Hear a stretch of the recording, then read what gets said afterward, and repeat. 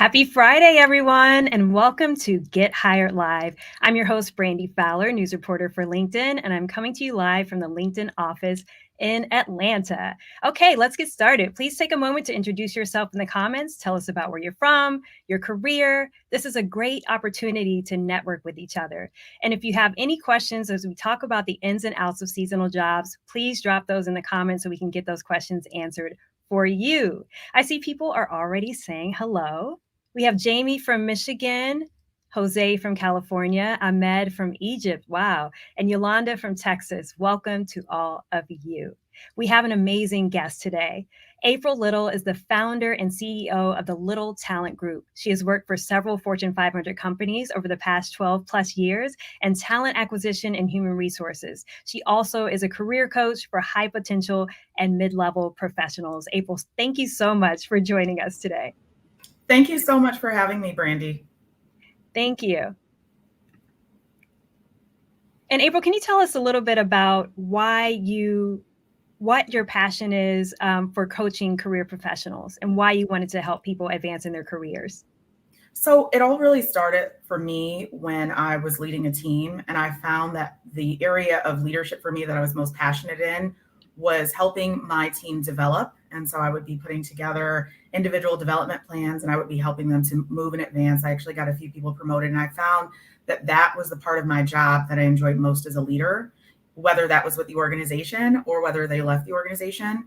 And so I wanted to become a career coach because I knew I could help people in an even greater capacity than I could working for an organization. So some of the things that I really enjoy is really helping people break down any limiting beliefs that they have, find that ideal career match, whether that be something that they want to do or whether they want to make more money, whether they want to advance. And so again, I knew that going out on my own, starting a career coaching firm was going to give me more of that freedom and flexibility to do that. And so that is one of the things that I really enjoy, is really helping people grow their career. I love that. And I'm so excited that you're here because I love the way that you break down career topics. So I'm excited for everyone to hear from you. And I cannot believe that it's already holiday time. It feels like it was just summer, but this is the perfect opportunity to talk about seasonal jobs. And for anyone who's not familiar, these are short-term positions that people pick up around this time of year for a variety of reasons. So April, can you talk about the benefits of grabbing a seasonal job?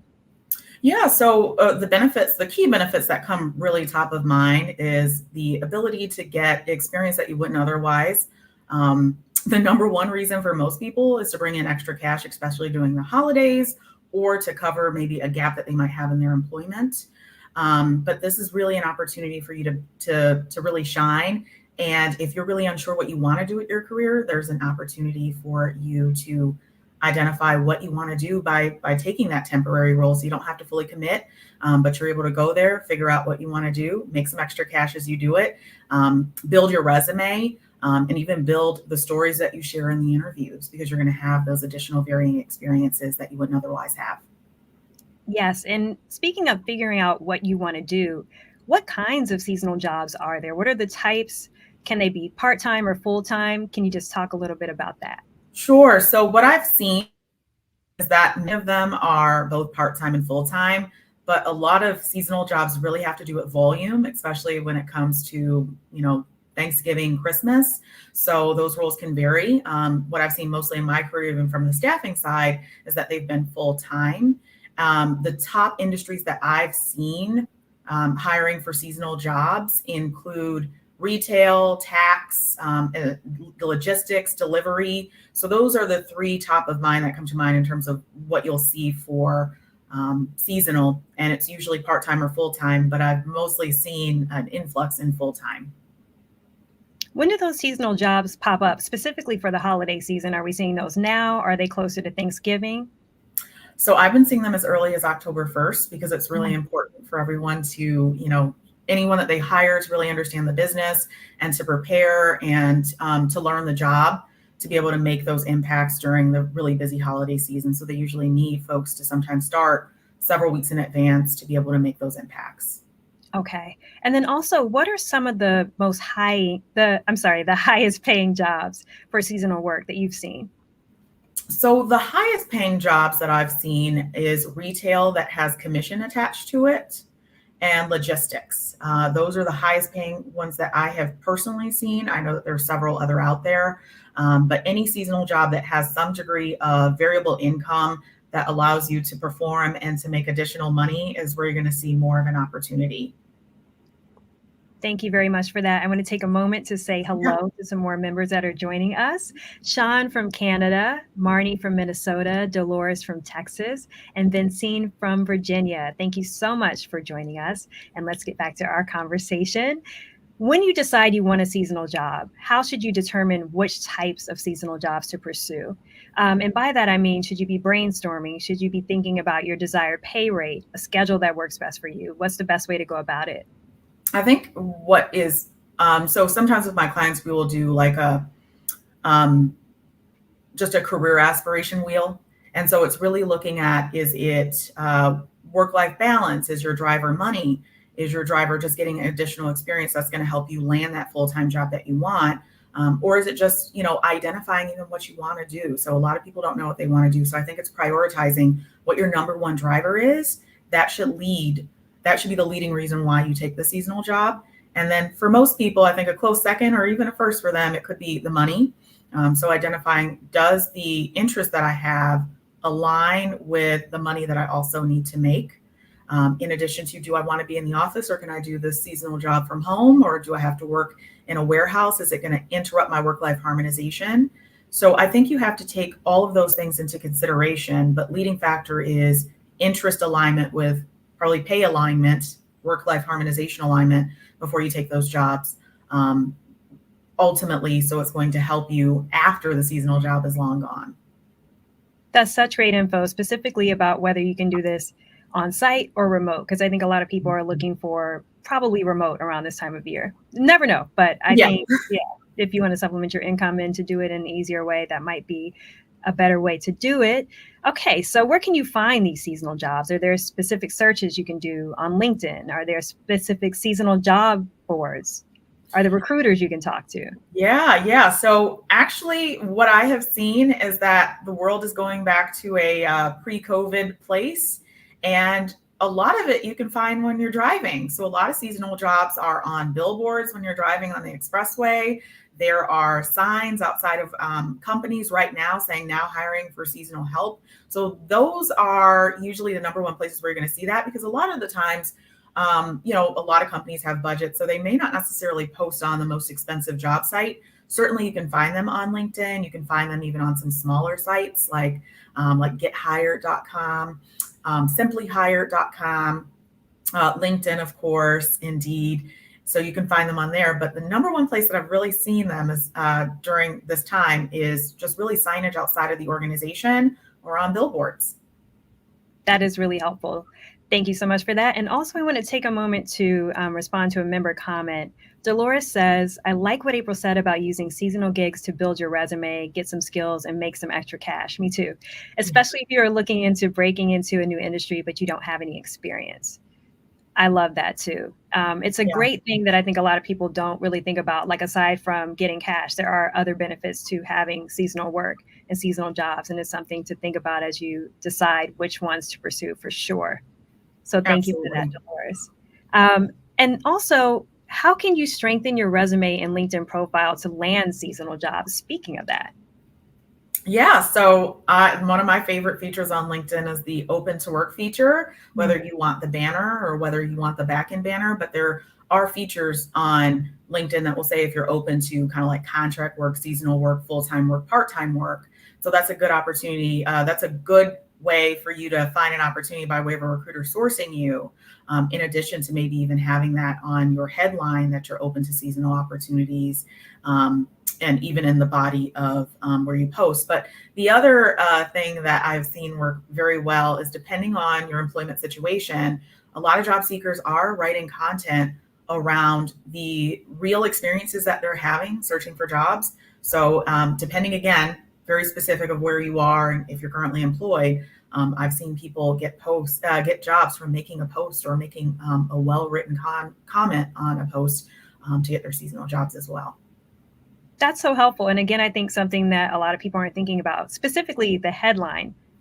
piece Yeah. that you said. That's so important to do. And I wanted to just ask you too, as you're looking at these seasonal jobs, I know with regular jobs, you can sometimes look at the job descriptions and make sure those keywords are in your resume to try to attract those jobs. Should you be doing that for seasonal work too, or is it a different ball game? So I think any opportunity to look for a job, whether it's seasonal or full-time, is practice. Mm, So what we know about jobs is that a lot of companies use what I consider their own language. Every company has their own language. So I am a really big advocate for tailoring your resume, not lying on your resume, but tailoring and switching out synonyms that maybe the organization uses. If you have that experience, it's going to communicate stronger that you might be a faster, quicker study. So I think that any opportunity you have to practice and tailor your resume, you absolutely should. And there's a lot of different ways you can do that. You could use jobscan.com, you can use Teal Tracker, you could look at, you could use a word cloud, and you could switch out some of those keywords and tailor your resume. Because again, at the end of the day, whether a seasonal job leads to full-time employment, and I think we're going to get into that, Brandy, or not, it's still going to prepare you as you continue on your job seeking journey. yes, we absolutely will get into that. But before Yeah. we go there, I want to talk about once you land that seasonal job, is that something you should put on your resume or So should you keep off? I'm of two minds on this. So if the seasonal job aligns with exactly what you want to do, so you say you want to break into tech, and maybe you got a seasonal job with Apple. I'm hoping that this is a real thing for someone out here. Or you got a seasonal job at maybe Microsoft. Of course, you would absolutely want to put that down. But I also would be remiss if I didn't say that there are folks that get seasonal jobs. Maybe their leading reason is cash or just to fill in gaps, and maybe they just want experiences. And if you get a seasonal job that maybe does not align with what you're looking to do full time, I don't believe that that has to go on your resume. Certainly, you could recategorize it and create a category in your resume with maybe additional career highlights, additional career experiences, and you can list the various contracts that you worked on. But I don't believe that every experience has to go on a resume, but every experience certainly can help you as a storyteller in the interview.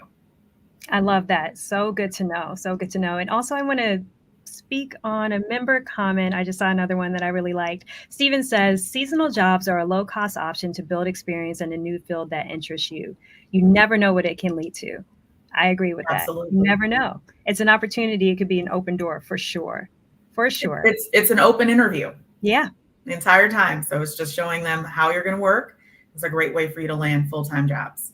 Definitely. And that brings me to my last question. How can you turn a seasonal job into full-time employment, which we said we were going to get to? Yeah. So I think really it's, so one of the things I talk to a lot of my coaching clients about is moving up and ways that they can set themselves apart. And so I would say that that's not much different in terms of maybe showing off your skill set, showing that you would be a good fit for the organization. So I would say it's being consistent, taking initiative and diligence, doing a good job at your job, looking for any opportunities that maybe you can add some value, gaining that visibility and checking in with whoever your lead is. And then the last, but really the first thing is be vocal that maybe you want to stay there. So I wouldn't say that's necessarily the first thing because I'd love for job seekers to understand that just as much as they're going into these interviews or these companies are picking them, it's also a good idea for them to get in the mindset that they have to pick them too. So, after a few weeks, if you find that that's where you want to be, I would vocalize that. And I would continue doing a great job. And ultimately, if the business line and if the business need and opportunity meet, then certainly you have a high chance of landing a full-time job. Awesome tips. It's really, really important to remember that too. Like seasonal work can be just for picking up cash, or like you said, this can be an opportunity for full-time employment. So as you take on these seasonal jobs, do your best work that you can, because you never know what it can turn into. And now I want to get to member questions, and we have one from Dolores who asks, do seasonal jobs offer any benefits or are they considered contractor roles? So a lot of seasonal jobs do not offer benefits. Sometimes, depending on if they're through staffing agencies, you're able to maybe just pick up healthcare that you would pay and deduct out of your paycheck.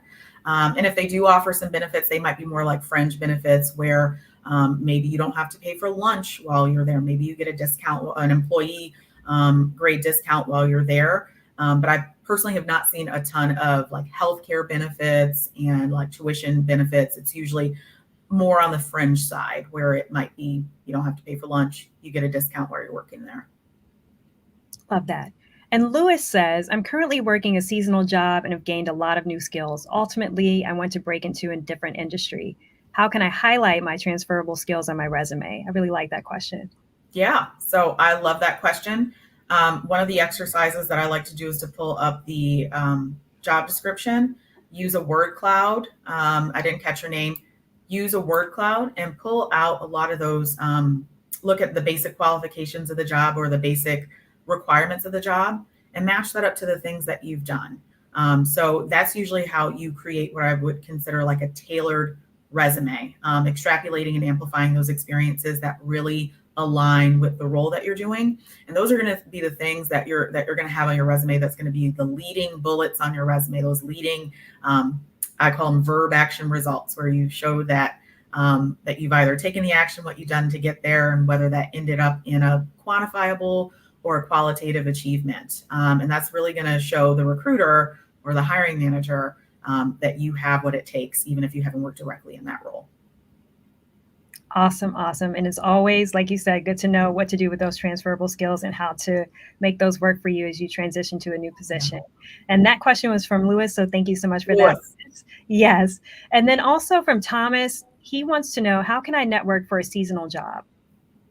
So I would say it's very similar, Thomas, the same way that you would really for a full-time job. So if you are currently on LinkedIn, I would, start looking at maybe some of the companies that you maybe have seen are hiring full-time or seasonal, I should say, and look up maybe the hiring manager or the recruiter and send them a note.